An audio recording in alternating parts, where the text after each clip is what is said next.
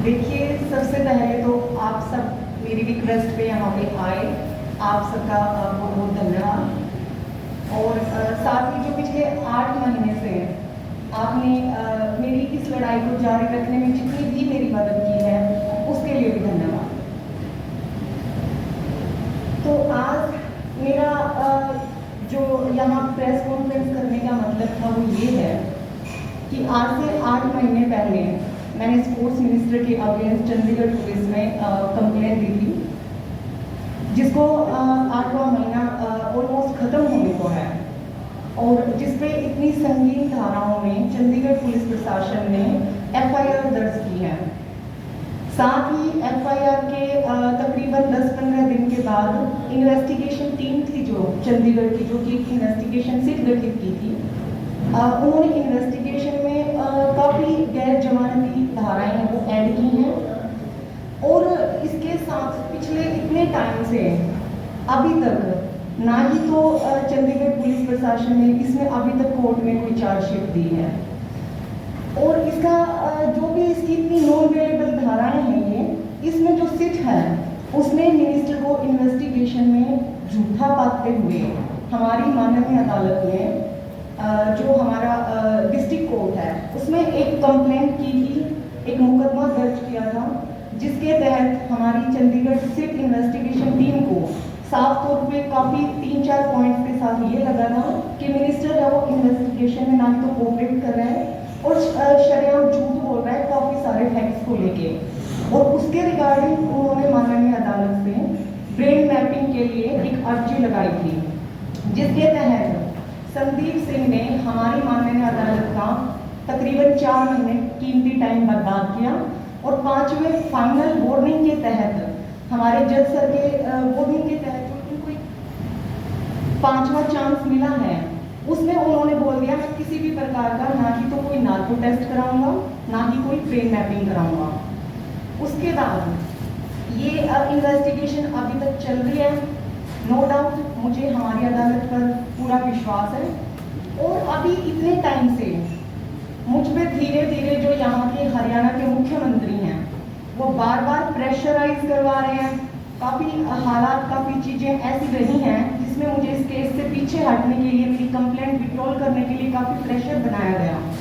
अभी रिसेंटली पिछले 4 महीने पहले जो जहाँ पे मैं काम करती हूँ, क्योंकि अभी मैं एक एथलीट हूँ, और उसमें 4 महीने पहले से डिपार्टमेंट के हायर अथॉरिटीज़ के अधिकारियों ने मुझे काफ़ी बार बोला कि मैं सीएम को किसी भी संदीप सिंह की एक्टिविटीज़ में इन्वॉल्व ना करूं, और जब मैंने उनकी बात नहीं सुनी तो उन्होंने मेरी फाइनली ट्रेनिंग बैन कर दी ताऊ देवीलाल स्टेडियम में। और जब मैंने रीज़न पूछा तो मुझे रीज़न ये दिए गए कि अगर आपको यहाँ पे प्रैक्टिस कंटिन्यू करनी है तो आप सीएम सर से पर्सनली मीटिंग करें, जिसको मैंने अवॉइड करते हुए पूरे तरीके से, क्योंकि देखिए इस लड़ाई में इतनी हिम्मत किसी में नहीं होती कि वो हर किसी के साथ अपना इशू स्टार्ट कर दे। मैंने वो सब बड़ा ही शांतिपूर्ण ढंग से अवॉइड करते हुए अपना पर्सनल लेवल पे अपनी फिटनेस बाहर कंटिन्यू रखी। उसके बाद धीरे धीरे अभी कुछ दिन से मुझ में हायर अथॉरिटीज़ का काफ़ी प्रेशर चल रहा था कि अगर आपने यहाँ पे नौकरी करनी है तो आप किसी भी चीज़ में आप संदीप सिंह के मैटर में सीएम को टारगेट ना करें। तो उस चीज़ पे जब मैंने उनकी बात नहीं सुनी, और अभी हाल फिलहाल में जैसा कि आप सब जानते हैं ये 10 तारीख की बात है अभी रिसेंटली,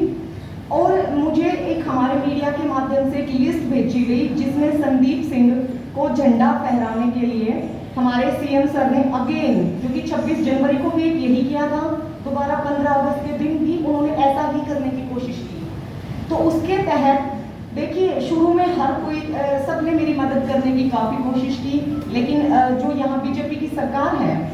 पता नहीं इनके किस डर और किस प्रेशर से जिन लोगों ने मेरे लिए आवाज़ें उठाई वो धीरे धीरे काफ़ी शांत हो चुके हैं, और ये लड़ाई मेरी अकेली ही बच चुकी है। तो इसमें मैंने सिर्फ एक हरियाणा निवास के सामने जाके एक सवाल रखने की कोशिश की जो हमारे मुख्यमंत्री हैं मनोहर खट्टर जी, और उस सवाल का मेरा ये तात्पर्य था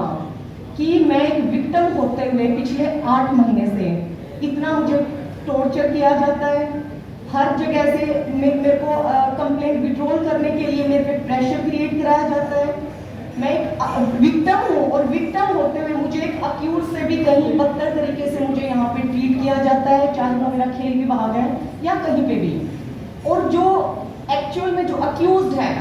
उसको आज भी तिरंगा लहराने के लिए, उसको बार बार सम्मान देने के लिए मंत्री पद पर बना के बिठा रखा है। तो बीइंग ए विक्टिम,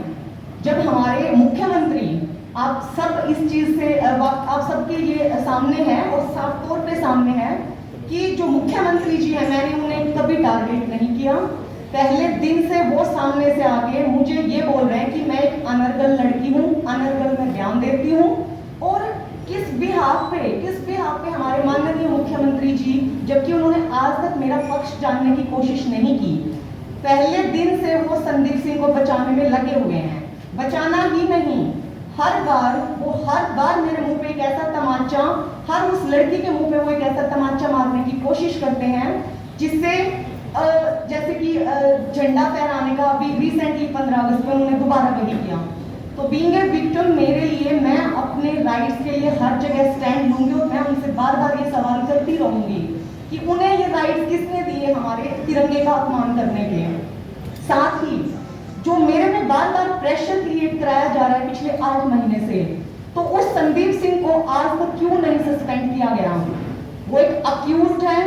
और बहुत जल्दी, मुझे अपनी अदालत पर पूरा भरोसा है, बहुत जल्दी हमारी जनता के सामने दूध का दूध पानी का पानी आएगा। क्योंकि जो मनोहर खट्टर जी हैं, ये बहुत लंबे समय तक हमारी कानून को धोखा नहीं दे सकते हैं।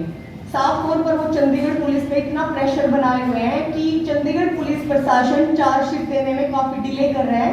और आज तक का ये एमएलए और मिनिस्टर्स का पहला एक ऐसा केस है जिसमें 8 महीने तक कोई चार्जशीट पुलिस ने अभी तक दायर नहीं की है। और इसके अलावा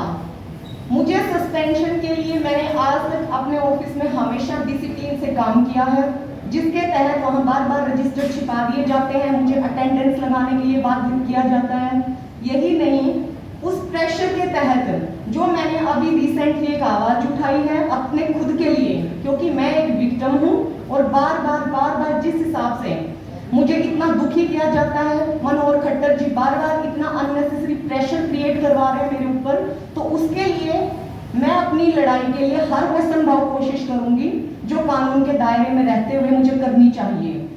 और आप सबसे मेरा एक हाथ जोड़ के दोबारा एक रिक्वेस्ट है कि इस सब में आप प्लीज सच्चाई और फैक्ट्स के साथ इसमें मेरा साथ दीजिए, क्योंकि आप लोगों के अलावा इस लड़ाई को जीतने में मुझे, ताकि थोड़ा सा आसानी मिल सके। साथ ही इसके अलावा जो बीजेपी सरकार है, इनका तो आप लोगों से किसी से कुछ भी छुपा हुआ नहीं है। क्योंकि चाहे ये हाथरस का मैटर देख लीजिए, ये जो कुलदीप सेंगर थे इनका देख लीजिए, हाल ही में जो ब्रिजभूषण का हुआ है वो देख लीजिए। तो देखिए, जिस मुख्यमंत्री को लड़कियों के जीन्स तक डालने में इतनी ज्यादा परेशानी है, तो वो मुख्यमंत्री से आप इंसाफ की क्या एक्सपेक्टेशन करेंगे? इसके अलावा जो हमारा अभी रिसेंटली विधानसभा का स्तर गया है, उसमें हमारे जो एक्स सीएम है माननीय हुड्डा जी जो थे,